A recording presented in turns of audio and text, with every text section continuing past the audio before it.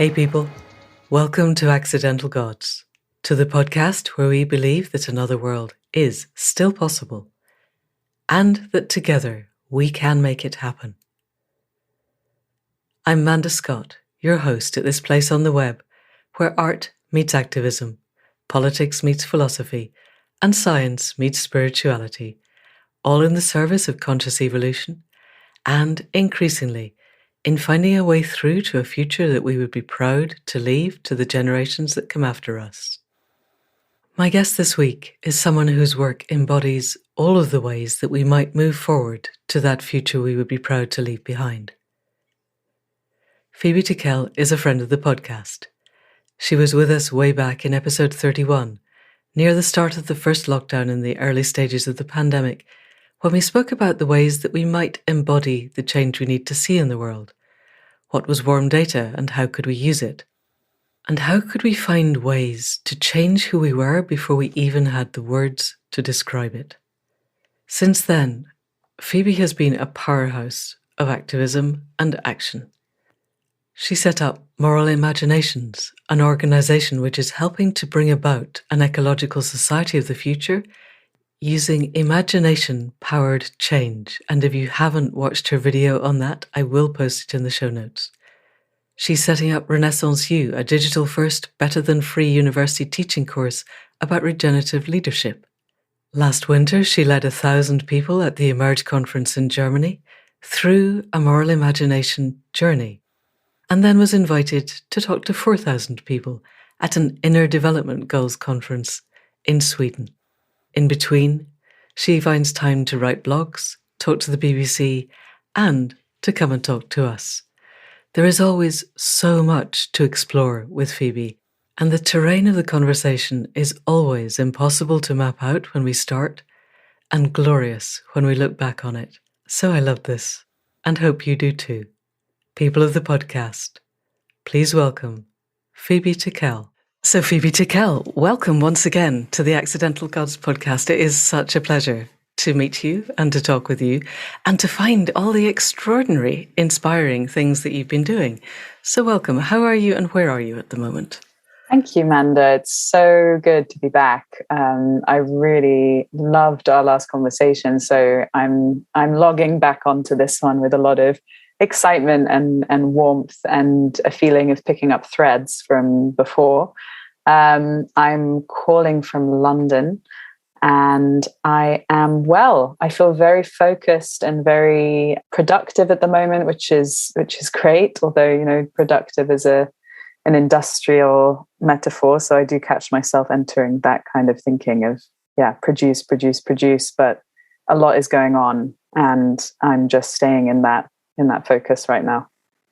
Brilliant. And you're coming on to Throughtopia in a couple of weeks' time. So I really would like this podcast to be open to everyone who listens to the podcast, but also to provide a bit of a grounding for the people in Throughtopia. I love the idea that productive is industrial because I spend my life trying to be productive.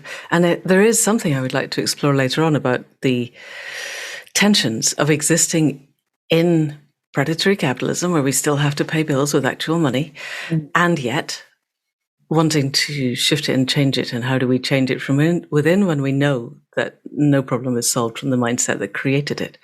But just before we head into that, you had just been to Sweden, which is why I asked where you were, because I saw on Instagram you were speaking in front of 4,000 people, which sounded totally fascinating. And it, I think, is quite relevant to what we're doing now. So tell us a little bit about Sweden, including the makeup.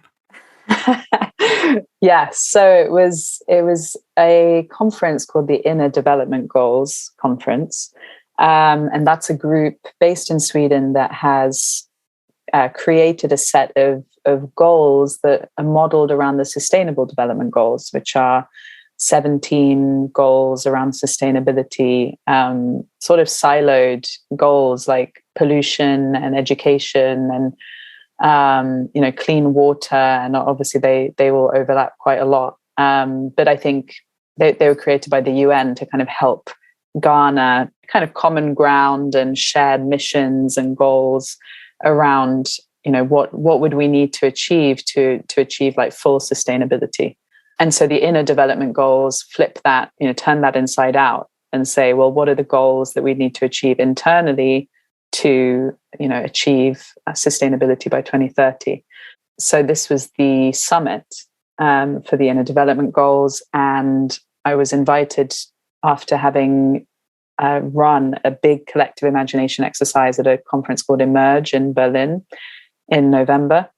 And the director of the Inner Development Goals was there for that, and basically had tears streaming down his face after the exercise, and came up to me and said, look, put the 29th of April in your calendar. We're doing, this big conference. It'll be like 1,000 people in Stockholm. And I just thought, okay, sure. No idea what this is about. So put it in my calendar, and then 3 months before the event, received all the information, and it was actually happening and going ahead. Wow. And it was 1,000 people in person, but 3,000 online. So that was where the numbers came from. So that was a pretty huge, I guess, milestone in this journey of the work I'm doing with imagination. Can you tell us a little bit about what you were doing there?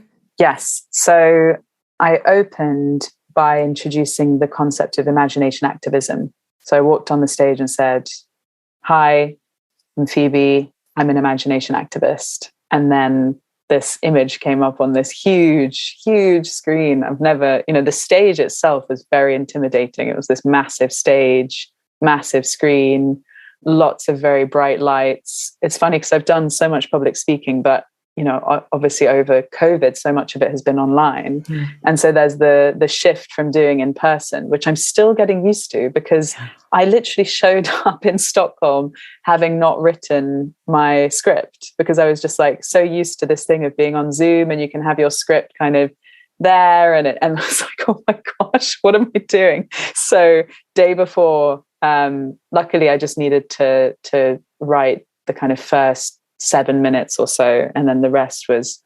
piecing together exercises and tweaking them and adapting them to that moment. But it was a bit of a wake-up call that we're going back to doing these in-person events now, and you can't do the same thing as you do on Zoom. So that was, you said to talk about the makeup room. So tell us about the makeup room, but then I want to know what an imagination activist is.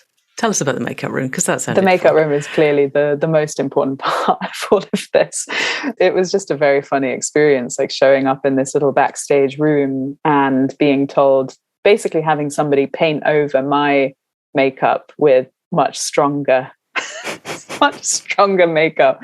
Just really quite funny experience. It sounds terrifying, frankly, but that's, I think, because I have never used makeup. I've got no idea what to do with it. So the idea that somebody might approach me with stuff would be horrible. I just thought of it as face painting. I was like, this is there you fun. Go. Yeah. There we go. Yeah. Well done. You're so good at reframing. Tell us what an imagination activist is. So imagination activists are people who can agitate the collective consciousness through providing reframes, through opening portals to different realities, to exactly as you say, these reframes, these moments of shifting out of the default way of seeing and perceiving.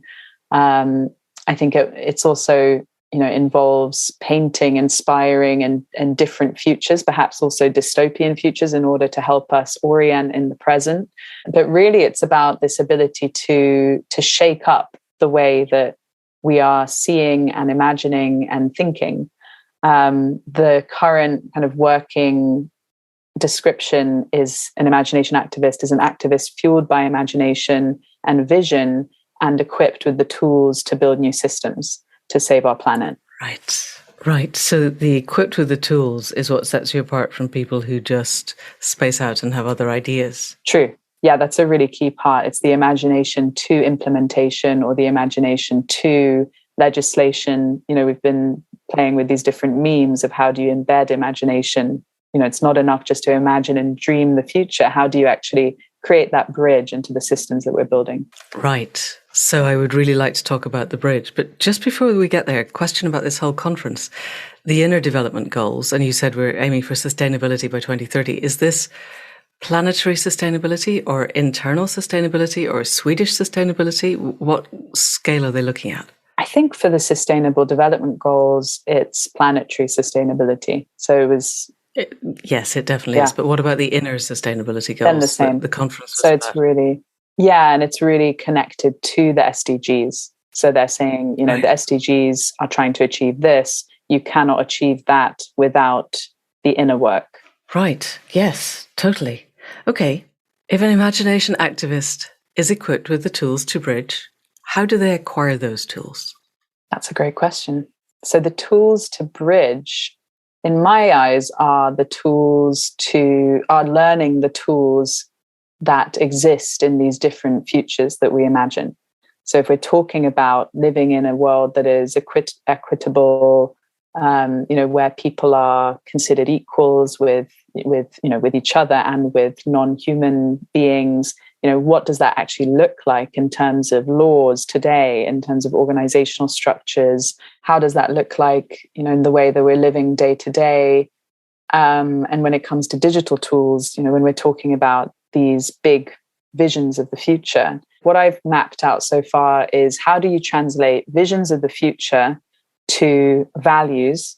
Like, how do you really move from a sense of where we want to go to a sense of what is important to me? That's one of the first jumps that's really key in moral imaginations, and we talk about. And then from those values, how do you jump from these are the values that are central to me, these are the principles, these are the things that are important to me. How do we then create a world that actually prioritizes those things and protects them and stewards them and safeguards them for the future generations? And presumably somewhere along the line, it has to be not just the values that I value, but the values that the collective values.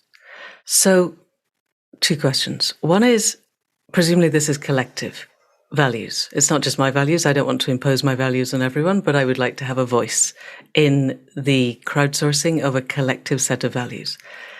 That said, I'm aware that my values could probably evolve, and that potentially either in the process of crowdsourcing collective values or in some adjacent process, I could evolve to a different set of values, and that potentially, and I'm thinking on the fly here, and this may be total rubbish, and please feel free to say so, we need to help people to get to a core set of, in a way, transcendent, transformative values, not just the he who dies with the most toys wins values that we have at the moment, and then bring all of those together in a collective movement, which means inspiring a lot of people who will never, frankly, listen to a podcast like this, and reaching them in ways that begin that process. So actually, there's quite a lot of questions there. So how do we do that? There's a lot there, but I completely resonate with what you're saying. The transcendent values, the moving, that is the process, the kind of moving from I to thou, which I think Peter Block talks about. How do we actually access that higher sense of why am I here on this planet? What is mine to do? That those bigger questions that allow us to tap into some sort of higher, more transcendent, or I often talk about deeper, because I have a bit of a resistance to the transcendental movement of kind of leaving the Earth and getting in the rocket ship, going to Mars. It's like all of it kind of layers on top of each other. It's interesting to see how those memes, Christianity, and there's so many memes that sort of sandwich up on top of each other to get us to that Elon Musk go to Mars situation. But how do we deepen, or whatever your metaphor is, there is a way of tapping into a set of values that is coming from a sense of what's important for the whole. So there's, it's interesting, we start talking about collective imagination and imagining alone. I would argue that it's basically impossible to ever imagine totally alone, because our imaginations are not independent. There is no kind of inner world that is separate from each other, from the world outside, from our memories, from all of the things that are constantly, from the bacteria in our guts. So even the idea of a solo independent imagination is a construct. So I think there is, but then you start to move into the territory of like collective consciousness and things that start to feel a little bit unrigorous or lacking. Difficult to pin down. Difficult to pin down, exactly. So I think I stick to the idea that actually our imaginations are just not independent. And this is also one of the topics that's coming up around the inner development goals, is actually, what does it mean? What is the inner world? And we all acknowledge that there is an inner, there is an outer, there is something that's more tangible. That's a different way of describing it that for me feels a little bit more like a useful metaphor here, of like the tangible and the intangible. But as soon as we start talking about inner and outer, it sets up a construct where there's some sort of boundary between ourselves and the outside world. But then at the same time, we can all acknowledge that there is a lot going on, behind these eyes, behind the things I'm saying. There's a whole awareness that's happening, and that is, in a sense, inner, and yet it's also shared, and it's also not independent. So anyway, yeah, I would love to unpick that, but I think that's probably a rabbit hole that would not interest the listeners too much. Just very slightly. So I just this last weekend was teaching my last ever foundation dreaming course, because I'm handing over teaching to my very wonderful apprentice.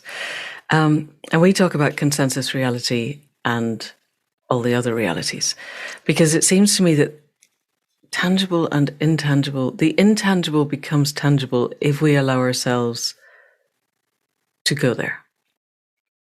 That as soon as we enter whatever we might call the shamanic realities, and listeners, you just have to accept that this is a thing that is reproducible and relatively consistent, then people's perceptions of what is tangible and what is not tangible change markedly. And part of the work of a weekend, which is an incredibly short time span, is to get people fit at the end to go back into consensus reality without really breaking apart. So I'm really interested in the processes you're undertaking in Sweden and with the Emerge, when you're doing 1,000 people in a collective imagination. How do you and they step out into presumably a future that we would all want, and then come back into this reality? Is there a jarring and a disjunct that you have to manage as the leader of that? Definitely. And that is something within the workshops of the smaller groups that I work with communities and organizations and other kind of mixed groups. It's something that's more pronounced because we're usually working in a deeper way. The sessions are longer. The session in Sweden was just 25 minutes total. Right. So that was the real magic trick there, and that's what everybody commented on afterwards, was like, how did you do that in 18 minutes? Like, right. How did we go all the way there and then come back? And it was so short. And that's what I was mulling over in the weeks before the session. It was like how to do that journey and to go to a place beyond space and time and then to come back. Yeah. And I think the way to do that is through continual connection with the audience and a sort of, you're taking people on a journey. And it's really, I guess it's the same as like a pilot on a plane. You're landing the airplane afterwards. But hopefully you're not doing that alone, because at least for me, whenever I'm doing this work, there's a sense of such togetherness. Even though I'm on this stage and there's 1,000 people out there, I feel as if we're in a very intimate conversation, and there's laughing, there's tears, there's connection, there's a lot going on. But there's a feeling of the whole, there's a feeling of holding the whole. Yeah. And that they're holding the whole with me. So it's not just me holding that. And so then when we kind of return from that, there's a lot of ways to start preparing that journey back. You don't suddenly say, and it's over. Yeah. Okay, good. Okay. I'm understanding the process more. There's a gentleness. And at the end of it, do you have 1,000 or potentially 4,000 people who feel then as if they are in community? Have they got a baseline and a shared set of narratives and a shared set of purposes from which they can then build? It's a great question. I think they do have a sense of being in community, but there isn't, a sense of a shared one consciousness of like we've all thought of the same thing and we're all kind of starting on the same baseline. I think though that there is a shared, if you then mixed everyone around, because they're in little groups or they're in pairs, if you mixed everyone around completely, I think they would be starting from a shared place that was not there before. Okay. So this is a self-selecting group of people who presumably have paid to be there. Yeah. Are you seeing them as seeds who go out into their communities and are able to build something similar in a group of people who haven't self-selected to be here? I have a mission to reach all the people who wouldn't self-select, but we did have somebody on last night's call who is in Hollywood who, if I understood him correctly, was saying there is nobody in Hollywood who's going to entertain your ideas of difference because they're all locked in. Let's make another Marvel movie because that's how we make enough money. So I'm really curious as to how you see us disseminating this. That is what I am working on now. That is, that's not going to happen in an 18-minute session. That's really more like a taster and almost like a small psychedelic experience, a non-drug induced psychedelic experience that could maybe be a wake-up moment for people, a moment of connection with a part of themselves they haven't connected with before. But that is absolutely the work. For me, that's the bit where everything gets very exciting, is how can we equip people to be able to run this sort of work with their communities and to be able to be those faith keepers and inspire, people who are inspiring, but not just what people fed back to me after that session. And what I hear a lot is like, the thing that people really love about this work is that it's not positive, utopian. It's not that, but it is deeply hopeful and inspiring, but it's not doing that from a place of denying the grief and the pain and the darkness. And actually that's what I think is the only way that we can be authentically and responsibly inspiring, is really holding all of it, and allowing people to process. It's sense making, it's meaning making, and all of that is necessary to be able to authentically be an imagination activist, to be able to help, really have that full force of imagination and inspiration and hope without being a salesperson or a kind of false prophet. So I think that's a very important part of this. But I'm exactly excited about how to equip people. What does that take? Is that, how long is that process? How to take what I have created and learned in my last 30 years and how to package that into a form that other people can take on and also make their own, because this has to become viral. So it's got to be something that people can also make their own. Yes. But it has to also, I think, become resonant, because we had an interesting conversation last night about the difference between virality and resonance, and that virality has a tendency to spread by promoting outrage, and resonance spreads, I think, more, it's a kind of serotonin, oxytocin level, but it might not get as far or go as fast, but it will be deeper. No, it's very helpful. It's a very helpful metaphor shift. Thank Natalie Nahai of the Hive podcast. I'm going to be doing a interview with Natalie. Yeah, there you go. She's very insightful. She's one of our facilitators and also going to be one of our speakers. Wonderful. So taking all of that, I'd like to take a slight step sideways, because I have been reading SolarPunk since our last conversation, and you said, but hey, SolarPunk, and become quite intrigued by it, but still the SolarPunk that I have read has all had a jump cut between where I feel the world is now and where whatever the narrative is starts off. There's either been some amazing technological development or a social switch flipped such that everyone is, or at least the majority of people, are now cooperative and decent and full of integrity and shared purpose. And yet, I remember you saying that there are people living SolarPunk realities right now. So there is that possibility. So tell us what SolarPunk is, because most people listening will have no clue. And then let's explore that a little bit more. What a great prompt. SolarPunk is so exciting. I find it so exciting. So I actually started writing a blog post last night which is titled Falling Back in Love with SolarPunk, because I had fallen quite out of love with SolarPunk for the last maybe like 6 months. I've been seeing a lot of co-option of SolarPunk with eco-modernism, and kind of eco-brutalism and greenwashing and techno-utopianism. And I found, a set of videos and articles that I was reading that I can put in the show notes, that really re-sparked the original reason I got so excited about SolarPunk. And one of these videos had a quote, which was, I believe, SolarPunk without like the end of capitalism is just greenwashed cyberpunk. Right. Yes. And so that was just really regenerated my passion and excitement for SolarPunk, because at its core, the reason I came to SolarPunk was because my first ever blog, just my name.com, it used to be Humans, Nature, Tech.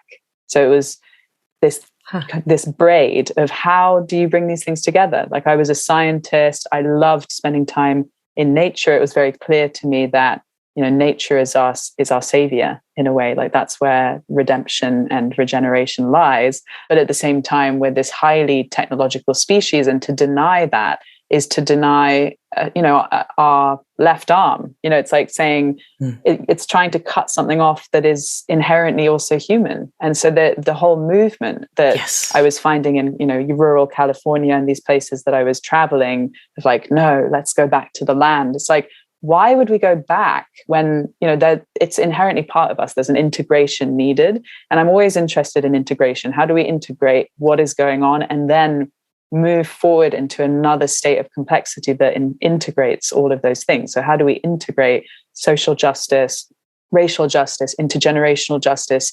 interspecies justice with technology, both high tech and low tech, and whatever appropriate tech? Like, what is the right technology that is needed to meet the needs of this situation while creating the least harm possible? In fact, instead of the least harm, creating the most regeneration and good. Yes. And then the last bit of protecting, stewarding, and regenerating nature.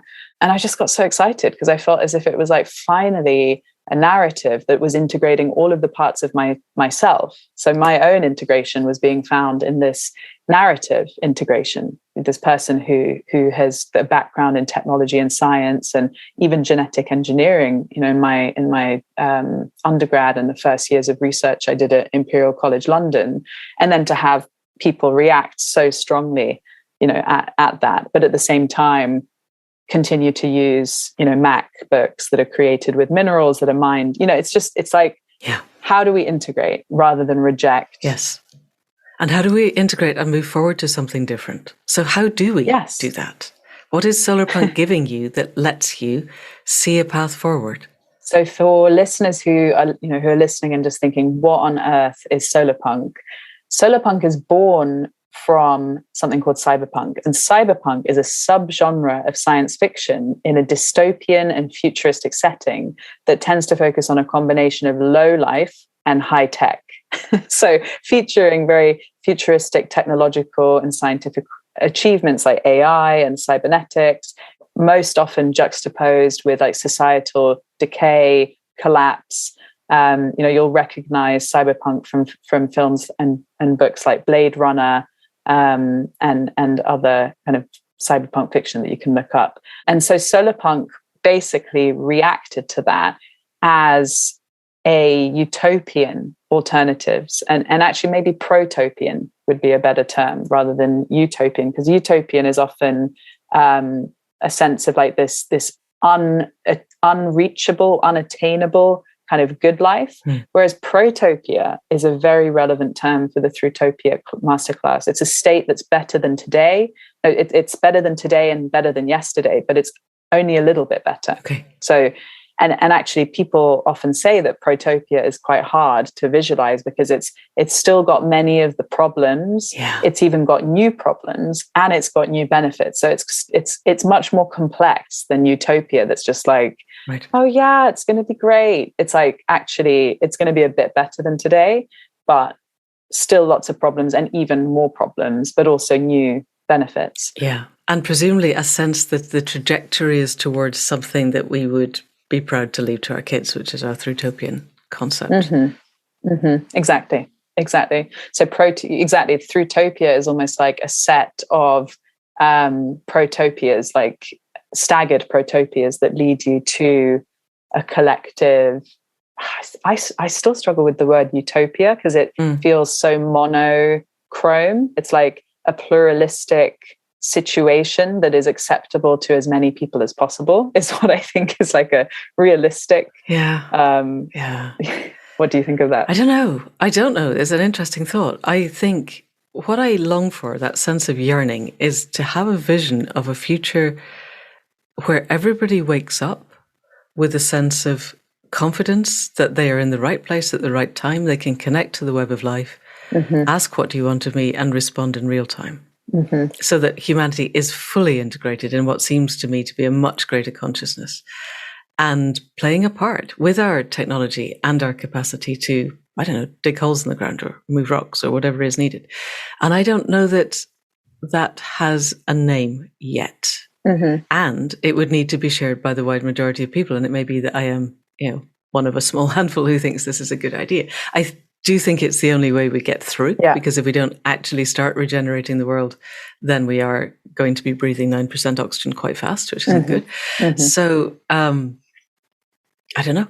I genuinely don't know. I get a bit stuck. I never did languages like my beloved partners. So when somebody last night started talking about, I don't know, neo-modernism or something, and I have no clue what that is, nor am I particularly interested in losing bandwidth to find out.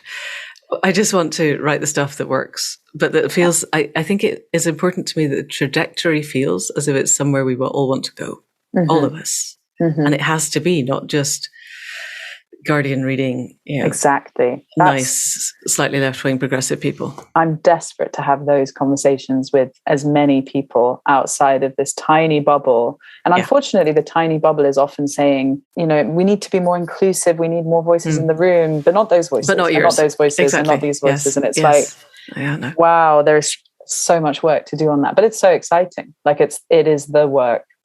If we actually want collective imagination, collective intelligence, if we want to steer this ship in a way that is not being steered by the kind of leaders that we have steering today, like if there is going to be this citizen movement, as John Alexander talks about, and using deliberative democracy and all of these other collective tools, like there's so much talk of that on the progressive left and so little practice of doing the actual diverse cross, transpartisan work, and so much reaction, and that's where I think our biggest work lies, is actually doing that person, the inner work, the personal work, the work around triggers and personal traumas, which actually, is at the core of this reactionary, divisive, othering. There's been so much research around this, and Larger Us is a great organization to have a look at, who's done a lot.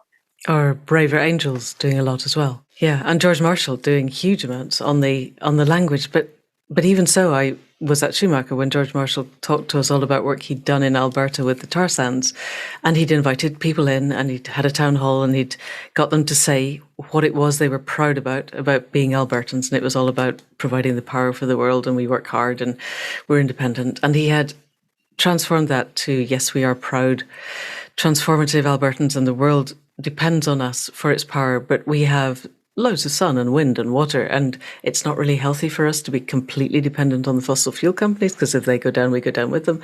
And wouldn't it be good if we were proud, independent Albertans working in other ways? And it sounded to me then, I listened to that and thought, God, yes, that's that. Surely that resonates. And it has made, as far as I can tell, no difference whatsoever. So the theory, and I get really excited by that and think, yes, change is happening. And actually, the opposite, everything, the divisions have got more and the bulwarks have got higher. And I'm really interested in how you think we connect with people for whom connection with others outside their tribe is probably not a priority currently. That's a huge question. I mean, that's like a podcast episode in itself, but let's do it. We just need to find the time. I think you have to open the conversation about the things that matter.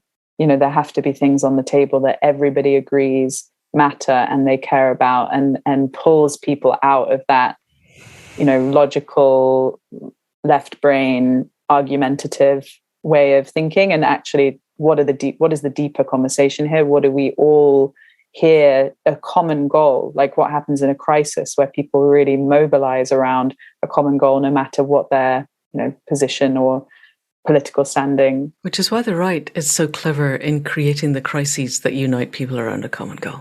Mm-hmm. Putin might be about to launch a nuclear war. Okay, let's all forget about progressive values and do what you want us to do.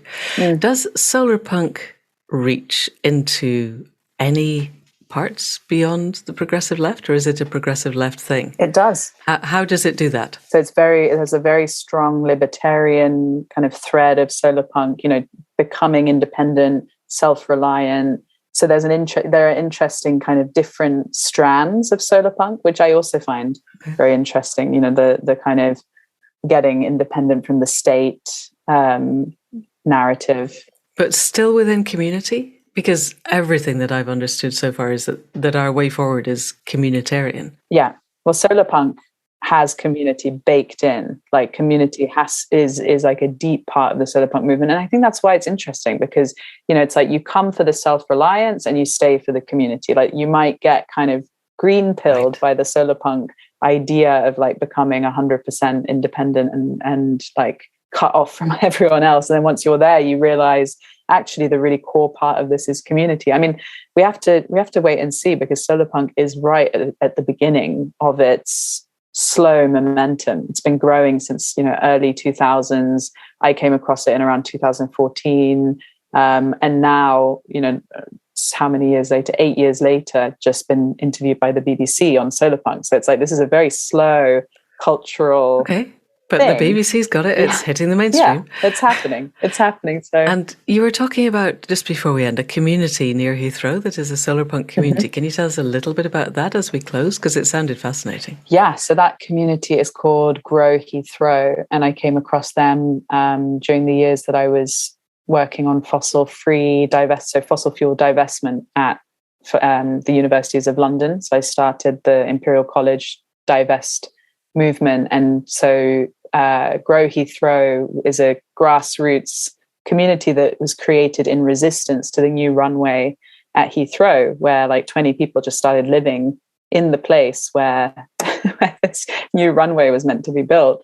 And they've had the police show up periodically, but they've embedded themselves really deeply into the community there. They run loads of community events. They have a free bicycle repair shop, and they all live in tree houses, and they